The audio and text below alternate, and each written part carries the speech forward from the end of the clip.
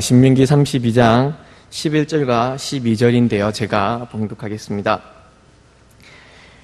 마치 독수리가 자기의 보금자리를 어지럽게 하며 자기의 새끼 위에 너풀거리며 그의 날개를 펴서 새끼를 받으며 그의 날개 위에 그것을 엎는 것 같이 여호와께서 홀로 그를 인도하셨고 그와 함께한 다른 신이 없었도다. 아멘. 오늘 함께 나누실 말씀의 제목은 이렇습니다. 우리는 말하는 대로 살 수 없나? 우리는 말하는 대로 살 수 없을까? 이런 생각들, 그리고 요즘에 곧 잘리는 말들도 합니다. 당신이 말하는 대로 해야지 왜 말하는 대로 안 하노? 또 이런 이야기들. 우리는 말하는 대로 사실 잘 살지 못하는 그런 존재인 듯 합니다. 앞에 있는 목사도 마찬가지고요.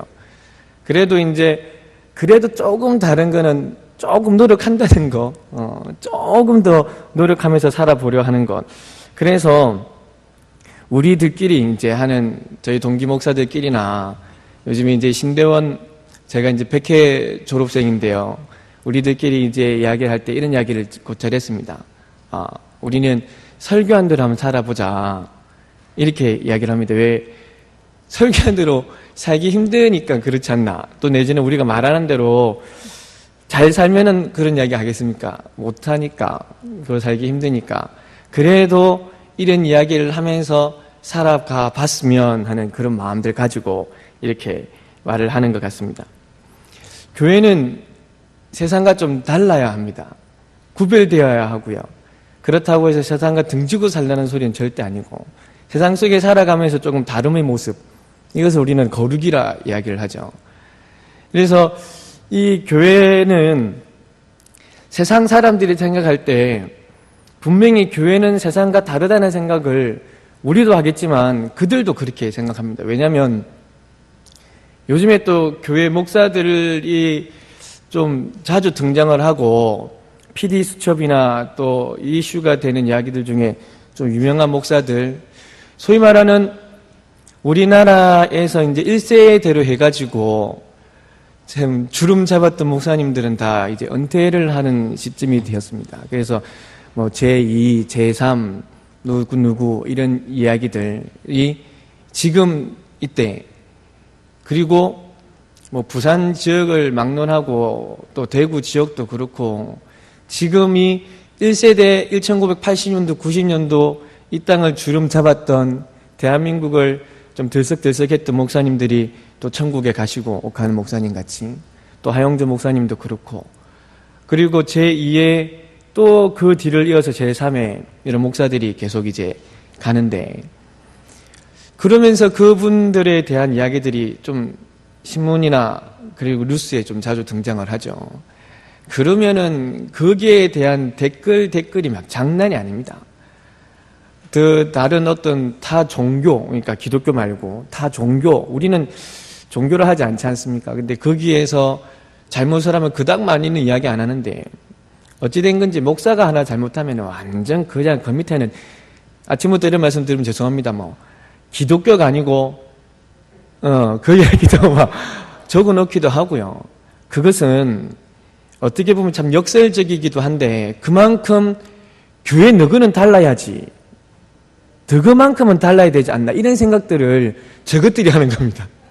너그는 달라야지 하고 저거는 생각하는 거죠. 이게 뭐냐면은 이런 교회는 세상과 달라야 한다라는 생각들이 그들에게는 가득하고, 또 이런 기대를 한 몸에 받고 사는 것이 교회입니다. 교회. 그리고 이런 기대들을 한 몸에 받고 사는 사람들이 누구냐면 성도고요. 여러분들이고요. 그래서 여러분들의 모습들이 그분들이 볼 때는 교회 다니는 사람, 예수 믿는 사람, 하나님 믿는 사람, 야, 우리는 좀 다르겠지라는 생각들을 한다고요. 그만큼 여러분들은 그 사람들이 볼 때의 선망의 대상입니다. 할렐루야. 아멘. 그렇다면은 우리는 말하는 대로 살아야 됩니다. 아니, 여러분들이 하시는 그 말씀에 책임을 져야 됩니다.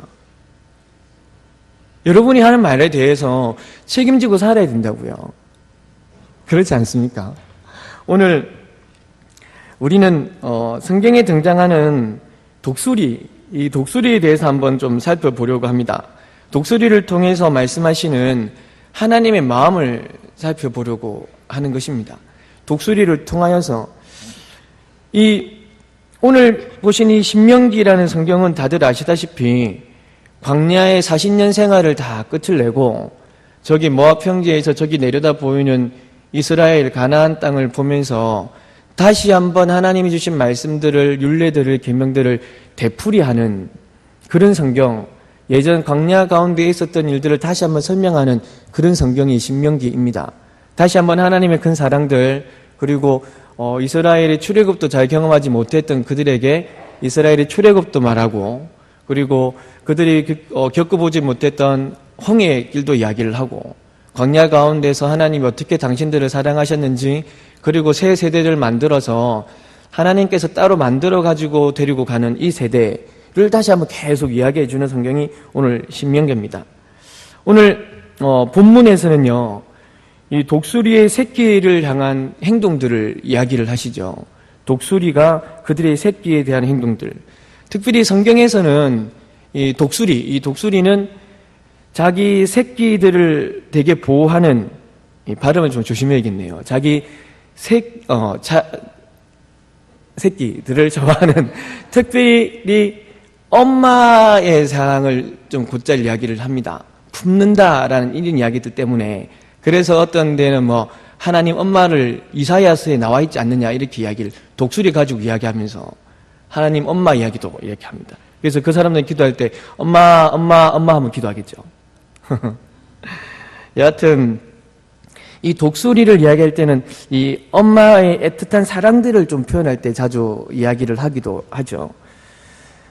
독수리가 자기 새끼들을 사랑하는 것은 비유로 이야기를 하는 겁니다. 비유로. 이 비유의 중요한 것은 뭐냐면 독수리가 자기 새끼들을 사랑하는 것처럼 누가요? 하나님께서 자기 새끼들, 하나님께서 이스라엘을, 하나님께서 여러분들을 사랑한다는 것을 말씀하시는 겁니다. 오늘 본문 11절을 보시면 마치라고 되어 있습니다. 마치. 이 마치라는 것은 국어 문법에 이야기하면 비유입니다. 비유. 직유법인데요. 이 비유를 가지고 너무너무 사람들이 별별 이야기들 많이 합니다. 근데 이 비유라는 것은요, 비유 자체가 중요한 것이 아닙니다. 이 비유라는 것은 자기가 강조하고 싶은 것을 더 자세하게 설명하기 위해서 예를 드는 것 뿐입니다. 예를 드는 거. 그래서 비유풀이 아무 쓸모 없습니다. 비유풀이를 아무리 잘해도 아무 상관없다고요. 그거는 뭔데요? 그냥 예를 드는 것 뿐입니다. 예입니다, 예. 그러면은 진짜 중요한 거는 뭔데요? 그 앞에 있는 말이고요. 비유 뒤에 있는 이 말입니다. 그러니까 독수리를 아무리 제가 오늘 계속 설명할 건데 독수리가 중요한 거 아닙니다. 독수리를 그냥 예를 들면서 하나님 말씀하고 싶은 하나님의 마음이 중요한 겁니다. 오늘 본문 11절에 마치 독수리가, 근데 무엇을 설명하기 위한 것이냐면 10절에 있는 이 말씀을 설명하기 위해서 독수리를 예를 드는 겁니다. 10절 말씀을 보시면 신명기 32장 10절 마지막 절에 보시면은 자기의 눈동자같이 어떻게 하셨다고요? 지키셨다고요. 그러니까 하나님이 자기의 눈동자같이 지키셨다는 것을 말씀하고 싶으셨습니다.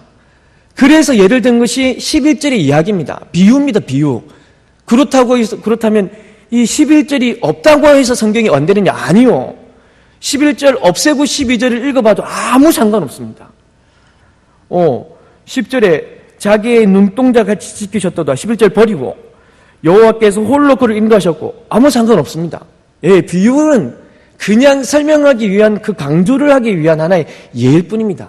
이 비유를 어떻게 풀이하고 잘 풀이하고 우리가 상상치도 못한 모습을 풀이하고 에이 아무 쓸데없습니다. 그것에 혹하면 안 됩니다. 자, 오늘 제가 비유를 한번 잘 풀이해 보겠습니다. 32장 11절에 하나님께서 우리를 지키시는 것에 대해서 독수리의 행동으로 관하여서 이 말씀을 하시죠. 하나님께서 우리를 지키시는데, 정말 하나님께서 우리를 지키시는데 어떻게 지키시느냐?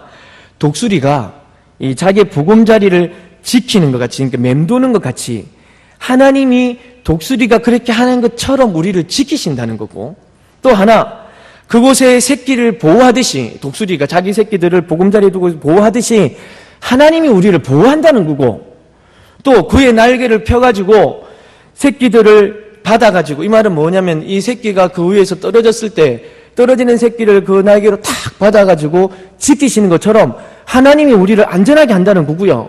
또 떨어지는 놈을 딱 받아가지고 잘 들어 올려가지고 다시금 보금자리에 올리는 것처럼 하나님이 우리로 하여금 들어 올리신다는 것. 그것을 말씀하기 위한 그냥 그겁니다. 끝입니다. 더 이상 뭐가 필요합니까? 그렇지 않습니까? 이와 같이 하나님께서 우리를 지금 이제 이 광야에 있는 그 사람들에게 이야기를 하는 겁니다. 아까도 말씀드린 것처럼 이 말씀을 듣고 있는 그 사람들, 이 사람들을 지키셨는데 라고 하면서 11절에 이 말씀을 하신 거였거든요. 하나님이 지금 너희를 지키신다. 근데 이 사람들은 지금 어디에 있냐면은 10절 말씀해 보시면 그렇습니다. 이 황무지, 그 여호와께서 그를 황무지, 그러니까 아무것도 없는 황무지, 그냥 바람만 쌩쌩 불고 있는 그런 황무지, 그런 황무지에서 우리를 지키시고, 또 그 광야라는 곳, 지금 이 사람들이 있는 그곳은 뭐 낮과 밤의 기온차도 마찬가지겠지만 허벌판인지라, 또한 광야 가운데에서 지나가는 그곳인지라 짐승들이 허다히 많습니다. 그래서 그곳에서는 인간을 뭐 무서워하는 것도 있겠지만 그냥 먹잇감을 위해서 굶주려 있는 그것들도 많다고요. 그렇기 때문에 우리를 언제 덮칠지도 모르는 그런 상황들이 있는 상황, 그런 짐승들이 우글우글대고 있는 그런 곳, 그것이 광야입니다. 그 광야라는 곳에서 아무것도 없는 황무지와 짐승이 우글우글대고 있는 그 광야, 그 광야에서 우리를 만나 주시는데 이와 같이 보호하신다고요. 독수리가 하는 것처럼 우리를 보호하신다고요. 지켜주신다고요. 그래서 우리가 하나님 앞에 나아가는 모습이 12절에 있는 이 말씀입니다. 홀로 우리를 인도하여 주시고, 또한 하나님께서 우리를 보호하여 주시고 호위하여 주시고 눈동자같이 지켜주시니 우리 하나님 외에 또 누가 있겠는가? 12절 말씀입니다. 홀로 그를 인도하셨고, 이 이스라엘 백성들을 인도하셨고, 그래서 그와 함께한 다른 신이 없도다. 하나님 외엔 다른 신이 없도다. 이 말씀입니다. 이 광야 속에 있는 이들에게. 그래서 이 말씀을 들은 광야 가운데, 황무지 가운데 짐승이 우글우글하고 밤낮과 이 기온차가 이 죽음의 사투를 벌이고 있는 이 사람들이 이 말씀을 들음에 있어서 얼마나 은혜가 될는지요. 얼마나 그것이 지금 상황 속에서 들려주는 말씀이니까 그것에 인하여서 그들은 찬양했을 것이고, 또한 그들은 하나님 앞에 감사했을 것입니다. 왜냐하면 이후에 저희가 보게 되겠지만 15절에 보면 살찌고 비대하고 막 윤택하여지고, 이것이 광야 생활에 있는 사람들인데 어떻게 그렇게 되냐고요. 하나님이 보호하셨기 때문에 그렇거든요. 하나님께서 그들을 지켜주셨기 때문에 그렇거든요. 그렇기 때문에 이 사람들은 그 하나님이 지켜주시고 보호하심이 인하여서 비대해지고 윤택해지고, 또한 살쪄가지고 하나님 앞에 감사의 고백들, 그 당시는 또한 하나님 앞에 찬양의 고백들, 그의 입의 모습들로 이 모습들이었을 겁니다. 당연지사 그렇지 않습니까? 인간들이 지금 나에게 주는 것으로 인해서 얼마나 또 감사하는 그런 간사한 존재들입니까? 비대해지니까, 윤택해지니까 얼마나 하나님 앞에 많은 찬양을 드렸겠는지요. 그의 입들로. 하지만 참 이 인간들은 이러한 모습들, 그리고 그것인 보호하심들을 들었고 체험했고 아는데도 불구, 그것을 경험했고 입으로 고백했음에도 불구하고 그들은 하나님을 떠나는, 또 하나님을 잊고 발로 차버리는 그런 모습이 있었습니다. 제가 아까 보았던 것처럼 신명기 32장 15절 말씀입니다. 그들이 윤택해지고 기름짐에 발로 찼도다. 하나님을 버리고 자기를 구원하신 반석을 없인 여겼도다. 계속하여서 32장 16절에 다른 신으로 그의 질투를 일으키고, 참 18절 말씀에 너를 내신, 너를 지으신 그 하나님을 네가 잊었도다. 이렇게 이야기를 하는 겁니다. 그러니까 이 사람들이 자기들이 입으로 고백하였고요. 입으로 간증하였고요. 입으로 감사하였고요. 입으로 찬양했던 그 말씀처럼 자기가 했던 그 말대로 살지 못했습니다. 아니, 안 살았습니다, 이 사람들. 우리 잠시 그림을 하나 보도록 하겠습니다. 저기 보이는 저 그림이 개소기하는 독수리. 이 독수리가 사는 이 둥지입니다. 이 둥지는 되게 이제 높은 절벽이라고 이제 소위 말하는 아득한 절벽이라고 이야기하겠죠. 절벽 위에 뾰족뾰족하고 있는 그런 모습들. 이것을 욥기에서는 어떻게 이것을 표현하시냐면 욥기 39장 27절과 28절 말씀에 독수리가 높은 곳에 보금자리를 만드는 것, 또 낭떠러지에 집을 지으며 뾰족한 바위 끝이나 험준한 데에 살며 라는 표현을 성경에서 하십니다. 이 독수리에 관한 것을 아느냐? 너희 인생들이 어찌하여 내가 한 것에 대하여서 내가 지은 것에 대하여서 너희가 판단할 수가 있겠느냐라는 욥에게 말씀하실 때 이 말씀을 해주셨습니다. 정말 이 독수리가 사는 그곳은 높은 곳, 뾰족뾰족한 바위가 있는 곳, 험산한 곳, 험준한 곳 이런 곳에 둥지를 틉니다. 그래서 이 독수리가 높고 험준하고 비탈과 낭떠러지의 보금자리를 만드는 것, 이것은 왜 그러냐? 이것에 대해서 풀이하고 해석하는 것은 그 높은 곳에까지 다른 짐승들이 오지를 못합니다. 그러니까 침략이라는 것이 없습니다. 불가침. 또한 이 요새는 천혜의 요새입니다. 자기 새끼를 딱 두는 데 있어서 독수리가 정말 아무것도 그만큼 높이 나르는 것도 없고요. 그 높은 곳에 기어오르는 애도 없을 거고요. 그래서 이 새끼를 정말 안전한 곳에 딱 두는 겁니다. 이것을 이름하여 우리는 요새라고 이야기하죠. 요새. 천이 요새를 만들어 놓았습니다. 그래서 이 독수리는 그곳에 자기의 새끼들을 딱 두고요. 아무것도 침략하지 못하고 아무것도 해를 끼치지 못한 곳에 그들을 두고 돌보는 겁니다. 이번에는 영상을 하나 보려고 합니다. 영상을 아마 볼 텐데 잠깐 시간이 들려지나 봐요. 이게 제가 그랬습니다. 아침부터 이런 영상 봐도 되겠나? 그랬더니 이제 방송실에 있는 친구가 아이고 뭐 괜찮습니다. 그러더라고요. 와, 이 아침부터 막 이렇게 좀 그런데 그랬더니 지금도 아침 식사하는 거 아닙니까? 내나 사람들이 아침 먹는 거와 똑같습니다. 라고 하더라고요. 한번 영상을 보시죠.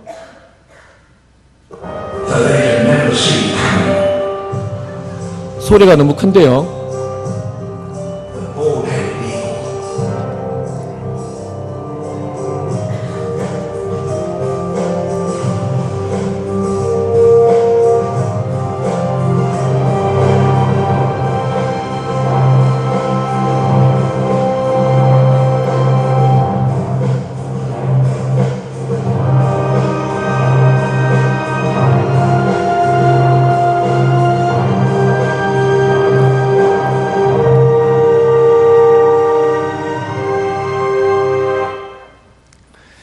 이렇게 독수리는 정말 그 높은 곳에 있다고 말씀드렸지 않습니까? 이게 욥기 39장 29절에 계속하여 말씀하시는데 거기서 먹이를 살피나니 그 눈이 멀리 봄이며 그 새끼들도 피를 빠나니 시체가 있는 곳에는 독수리가 있다라는 이 말씀입니다.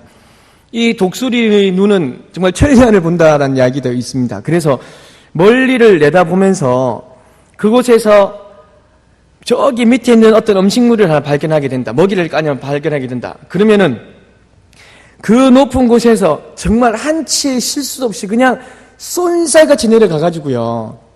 좀 전에 제가 봤던 것은 정말 그 세미한 슬로우 모션으로 본 것인데 정말 쏜살같이 내려가서 그냥 푹 이렇게 잡아갑니다. 그러니까 높은 곳에 있는 아무도 올 수 없는 그곳에 새끼들을 두고 천의 요새를 만들어 놓고 그곳에서 새끼들을 먹이는 때에 정말 그 높은 곳에서 저기 먹잇감을 보고 쏜재같이 내려가갖고 잡아와서 애기들에게 새끼들에게 먹이는 거죠. 그래서 그 시체의 피를 이 새끼들도 빤다는 이야기가 그거고 그 시체가 있는 것이 독수리가 있다는 이야기 다 이 먹잇감에 관한 그런 모습들입니다. 자, 마지막으로 그림 세 번째 그림 한 번만 다시 또 보도록 하겠습니다. 이 그림은 창궁을 나르고 있는 이 독수리입니다. 그래서 이 독수리가 넓게 팔을 벌리는 듯한 모습으로 하나님 우리를 안위해 주시는 그런 모습들이고, 오늘 본문 말씀에 있는 신명기 32장 11절에 이 새끼 위를 나풀나풀 거린다라는 이런 표현으로 이 그림들을 설명할 수가 있습니다. 특별히 이 보통의 새들은 자기 새끼들을 발로 이렇게 움켜쥐고 나르고 다닌다고 합니다. 왜 그러냐면은 이렇게 딱 움켜쥐어야 다른 새들이 이제 자기 새끼들을 향해서 날아오지 못하고 딱 지키기 위해서. 그런데 독수리는 우리가 신명기 32장의 말씀을 보면은 그 날개 위에 새끼를 받쳐놓는다는 이런 표현들을 이야기할 때 동물학자들은 이렇게 이야기를 하죠. 그러니까 이렇게 안 해도 새끼를 꽉 감싸 안고 이렇게 단돌이 안 해도 그냥 오픈시켜 놔도 아무도 자기 독수리의 새끼를 두고 공격해오는 그런 것은 없다. 또 하나, 이 독수리는 정말 높은 곳을 날아가기 때문에 이 독수리를 향해서 공격해오는 그런 존재도 없다. 단지 있다면은 사람들이 땅에서 이제 쏘는 화살들. 그런데 그 화살도 미치지 않는다. 왜? 너무 높은 곳에 있어서. 그 일어난 근자감 때문에 그렇습니다. 근거 있는 자신감 때문에. 이 자신감을 딱 가지고 그 위에 딱 자기 새끼를 딱 올려놓고 날아다닌다. 이런 이야기들을 하는 거죠. 자, 오늘 제가 드린 이 독수리 이야기하려고 하는 거 아닙니다.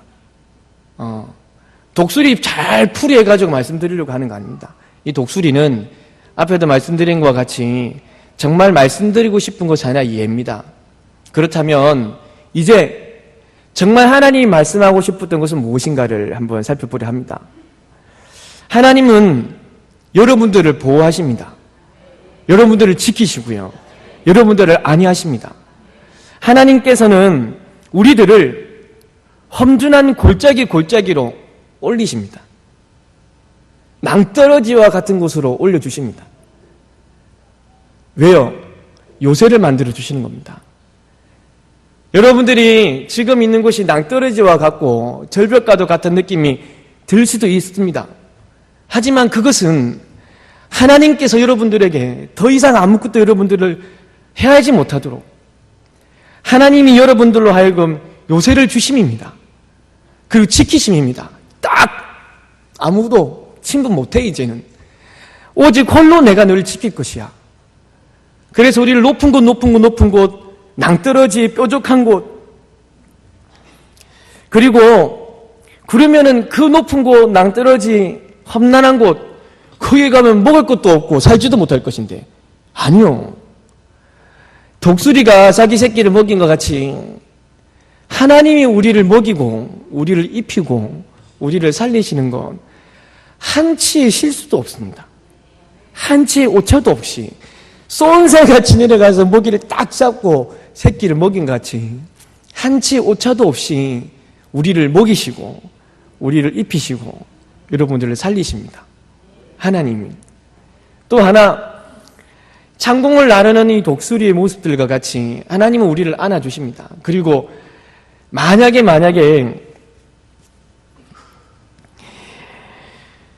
우리를 날개 위에 두셔서 우리를 이렇게 안위하시는 것과 만약에 우리가 낭떠러지라는 곳에 있다가 또한 그 비탈진 곳에 있다가 그 뾰족뾰족한 곳에 있다가 혹시나 또 힘이 없어가지고 그곳에 하나님이 나에게 요새를 주셨다고 했는데도 불구하고 또한 거기에서도 발이 삐끗해가지고 또 힘이 쩍 빠져가지고 만약 그 낭떠러지에서 떨어졌다.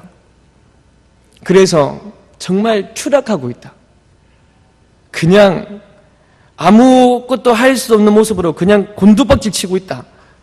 라고 했을 때도 하나님께서는 그 독수리가 그 새끼를 탁 날개를 받쳐가지고 들어가지고 자기 요새에 올리는 것처럼 혹시나 여러분의 삶들이 정말로 그 높은 곳에서 삐끗해서요, 자빠져서요, 힘이 없어서요, 낭떠러지로 떨어지고 그냥 곤두박질 치고 있다 할 때도 하나님께서 탁 받쳐주십니다. 그리고 하나님께서 유유히 하늘로 쑥 들어서 그 안전한 곳, 천의 요새인 그곳으로 우리를 두십니다. 그 하나님의 은혜와 그 하나님의 사랑입니다.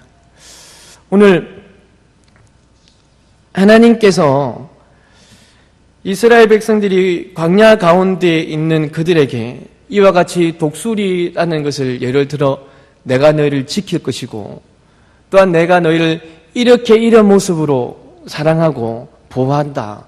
그리하니 하나님 외에는 다른 신이 없다. 하나님이 홀로 정말 홀로 너희를 이끄신다. 이런 말씀들. 우리는 정말 말하는 대로 살아갈 수 있는 힘이 없는 존재입니다.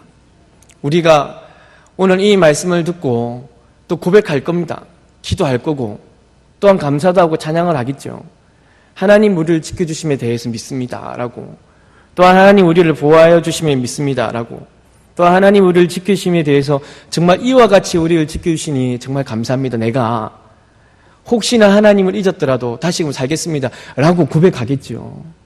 그런데 이 이스라엘 백성들이 윤택해지고 이 이스라엘 백성들이 살이 찌고 이 이스라엘 백성들이 기름져 진 생활들을 하다 보니까 그들이 말하는 대로 살지 못하고 하나님을 잊어버리고 정말 하나님은 이것을 나를 버렸다라고 말씀을 하십니다. 내가 너를 만들었는데, 내가 너를 조성하였는데, 내가 너를 불렀는데 너는 나를 잊어버리고 나를 버리는구나 라고 말씀하신다고요. 사랑하는 성도 여러분, 우리는 말하는 것에 책임을 져야 합니다. 우리는 말하는 대로 살아가야 합니다. 살지 못하는 연약한 존재이기 때문에 우리는 힘을 구해야 합니다. 연약하기 때문에 살지 말아야 된다고요? 아닙니다. 그러면 이 이후에 이스라엘 백성들이 정말 많은 야단을 듣습니다. 신명기 32장에 있는 이 말씀은 모세의 노래이거든요. 모세가 그들에게 들려지는 노래이거든요. 그러면서 이것을 너희가 잊었고 이것으로 인해서 너희가 하나님을 버림에 대해서 하나님이 화가 나시고 노하셔서 얼마나 많은 것들을 재앙을 주신다고요. 이거 우리는 하지 말아야죠. 우리가 오늘 우리를 지켜주심에 관하여서 나누었고 또한 그 사랑을 우리가 이제 입으로 선포할 거고 그 은혜를 입으로 기도할 거고 또한 하나님 앞에서 우리를 지키심에 대해서 감사의 고백을 드릴 거고 또한 우리를 보호하심에 관하여서 우리가 선포할 거고 무엇보다 우리를 이 벼랑 끝이라는 그 높은 곳 정말 무섭지만 그래도 요새 삼아주신 그곳에서 우리를 두신 것에 대해서 정말 감사의 고백들을 드릴 겁니다. 그렇다면 이제 우리가 고백했고 말하는 대로 살아갈 수 있도록 하나님 앞에 힘을 구하시지는 않으시겠습니까? 우리가 모인 곳에 성령이 임하여 주시고 또한 하나님께서 하나님의 이름을 이야기하는 그곳에 성령의 은혜가 있게 하셨습니다. 그래서 그곳 모두가 하나님의 은혜를 만끽하게 되었고 또한 그곳에서 하나님의 성령으로 살아갈 수 있는 은혜가 있게 되었습니다. 그렇다면 우리가 그것을 간구하고요. 우리가 그것을 믿으며 우리가 하나님의 이름으로 모인 이곳에 성령의 은혜가 임하여질 것을 기대하고 또한 그 성령의 은혜가 각 사람 심령 위에 임하여졌음을 서로가 볼 수 있게 되는 것.